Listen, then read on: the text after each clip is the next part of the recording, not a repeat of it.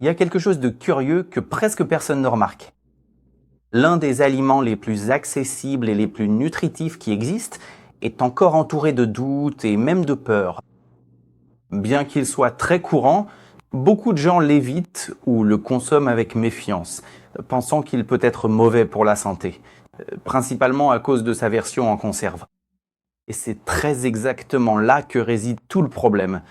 Car lorsque vous ne voyez la sardine que comme un simple aliment en conserve, vous passez malheureusement à côté de ce qui compte vraiment, l'impact profond qu'elle peut avoir sur votre cœur, votre cerveau et plus largement sur votre santé globale au fil des années.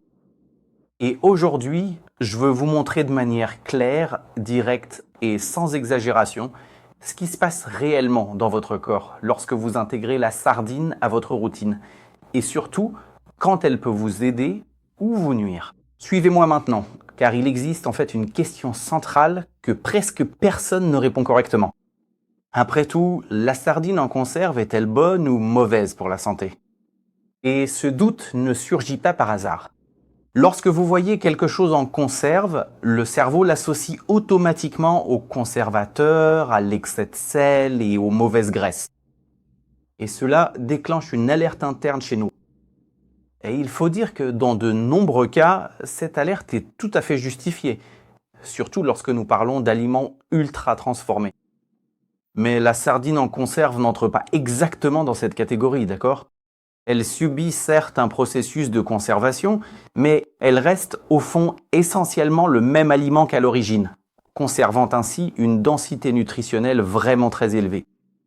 C'est pourquoi, avant de la qualifier de bonne ou de mauvaise, la bonne question est: dans quel contexte est-elle bénéfique et dans quelle situation peut-elle devenir un problème?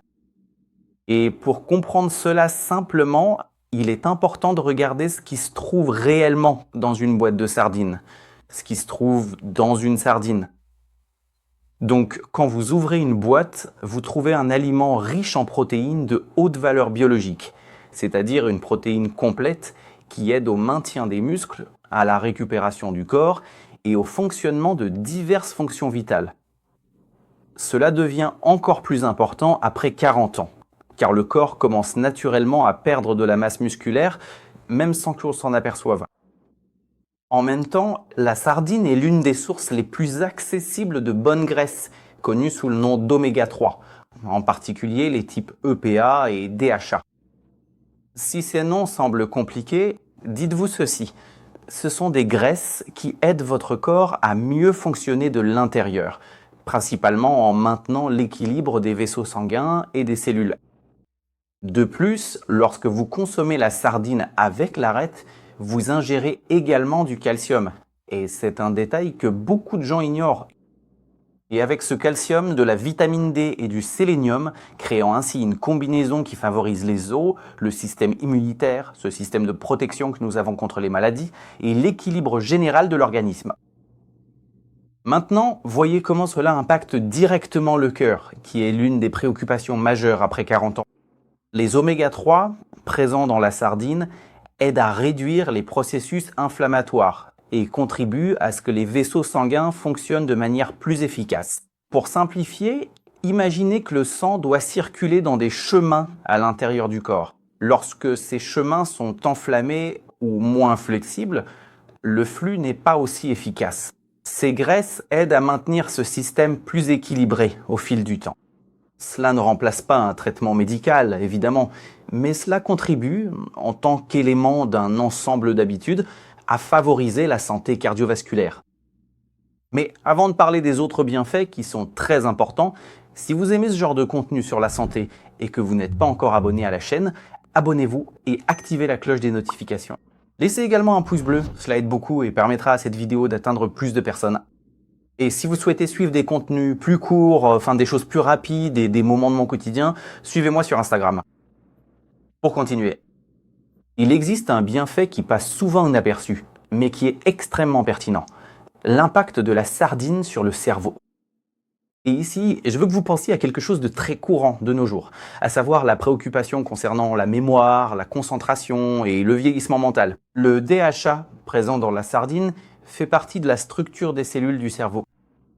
En d'autres termes, il aide à la communication entre les neurones. Imaginez que le cerveau soit un réseau de connexion et que ce nutriment aide ce réseau à fonctionner avec plus de stabilité au fil des années. Cela ne signifie pas une prévention garantie des maladies, mais cela signifie un soutien pour un fonctionnement cérébral plus sain. Maintenant, observez un détail que presque personne ne valorise, la santé des os. Et j'en ai déjà parlé un petit peu. Beaucoup de gens associent le calcium uniquement au lait, mais oublient que la sardine, lorsqu'elle est consommée avec l'arête, offre une forme de calcium que le corps peut bien absorber. Et c'est extrêmement important, car au fil des années, la perte de densité osseuse devient plus courante, surtout chez les femmes après la ménopause. Donc, inclure des aliments qui contribuent naturellement à cet équilibre est une stratégie simple et efficace. D'accord ? Peut-être vous demandez-vous maintenant si cela influence aussi le poids et le métabolisme. Et la réponse est oui, de manière indirecte et intelligente. La sardine est riche en protéines, et les protéines augmentent la sensation de satiété. Cela signifie que vous avez tendance à avoir moins faim tout au long de la journée. De plus, maintenir sa masse musculaire aide le corps à garder un métabolisme plus actif. Ce n'est pas un effet immédiat ou miraculeux, mais c'est un ajustement cohérent qui favorise l'équilibre de l'organisme sur le long terme. Mais c'est là qu'intervient la partie la plus importante pour garder une vision équilibrée. Quand la sardine en conserve peut-elle vraiment poser problème à Ténor ? Parce que oui, il y a des points de vigilance. Le premier d'entre eux est le sodium. Certaines versions peuvent contenir une quantité élevée de sel, ce qui peut être préjudiciable pour les personnes souffrant d'hypertension ou sensibles au sodium. C'est pourquoi lire l'étiquette est fondamental. Un autre point important est le type de conservation. Les sardines à l'eau ou à l'huile d'olive sont généralement de meilleurs choix que celles conservées dans des huiles raffinées en excès. Il existe également des préoccupations concernant les matériaux de l'emballage, mais aujourd'hui c'est mieux contrôlé et ce n'est généralement pas le risque principal. En pratique, le problème majeur réside dans la consommation excessive et le manque de discernement lors du choix. Et il existe encore un détail que beaucoup de gens ignorent, mais qui peut changer complètement l'impact de cet aliment sur votre santé. Le type de sauce qui accompagne la sardine. Parce qu'il n'y a pas que la sardine en boîte, n'est-ce pas ? Souvent, elle est présentée dans de l'huile, dans de l'eau, comme je l'ai déjà dit, n'est-ce pas ? Dans de la sauce tomate ou même dans des sauces plus élaborées. Et c'est exactement là qu'agit une différence importante. La sardine à la sauce tomate, par exemple, peut être une bonne option, car la tomate contient des composés antioxydants qui aident à protéger les cellules du corps, comme le lycopène. Mais le point clé réside dans la qualité de cette sauce. Dans de nombreux produits, il peut y avoir un excès de sodium, de sucre et d'additifs. En d'autres termes, le problème n'est pas la tomate, mais ce qui a été ajouté. C'est pourquoi il vaut toujours la peine de regarder la liste des ingrédients. Quant à la sardine à l'eau, c'est généralement l'option la plus simple et la plus neutre, sans ajout de graisse supplémentaire. La sardine à l'huile d'olive peut être un excellent choix lorsque l'huile est de bonne qualité, car vous combinez là deux éléments intéressants pour l'organisme. D'un autre côté, les versions avec des sauces plus élaborées, comme celles épicées ou très assaisonnées, peuvent contenir plus de sodium et d'additifs, ce qui demande plus d'attention. Remarquez comment l'aliment de base reste bon, mais le contexte change tout. Et cela nous amène à une question courante. Sardine fraîche ou en conserve ? Laquelle est la meilleure ? La vérité est que les deux ont de la valeur.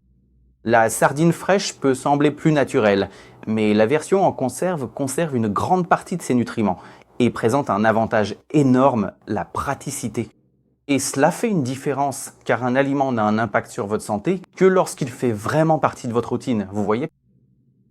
Maintenant, parlons des quantités, car c'est aussi un point essentiel. Pour la plupart des gens, inclure des sardines quelques fois par semaine est déjà une excellente stratégie. Dans certains cas, de plus petites portions plus fréquentes peuvent être consommées, à condition de faire attention au sodium et au reste de l'alimentation. Le plus important est de comprendre qu'il ne s'agit pas d'une règle rigide. D'accord ? Une alimentation saine se construit avec de la constance, pas avec des extrêmes. Et pour transformer cela en quelque chose de pratique, le choix au supermarché fait toute la différence. Privilégiez les versions avec une teneur plus faible en sodium, en conservateur, conservées dans l'eau ou l'huile d'olive et avec une liste d'ingrédients plus simple. Ce genre de détail semble insignifiant, mais il a un réel impact sur le long terme. En même temps, il existe une erreur courante qui peut réduire les bienfaits. La façon de les consommer. Consommer des sardines avec un excès de sel, les assaisonner, les frire, c'est-à-dire, ou alors inclure d'autres types de fritures ou d'aliments ultra transformés, peut annuler une partie des effets positifs. D'un autre côté, lorsqu'elle est associée à des aliments naturels, comme des légumes, des verdures et des préparations simples, l'effet est complètement différent. Et bien sûr, certaines personnes doivent faire preuve de plus de prudence. Les personnes souffrant de maladies rénales, ayant des restrictions spécifiques en sodium ou d'autres conditions cliniques, doivent ajuster leur consommation, avec l'avis d'un professionnel. D'accord ?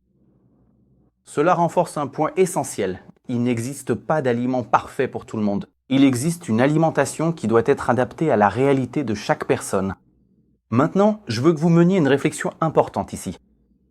Combien de fois avez-vous renoncé à consommer quelque chose qui pourrait vous faire du bien à cause d'informations incomplètes ou exagérées?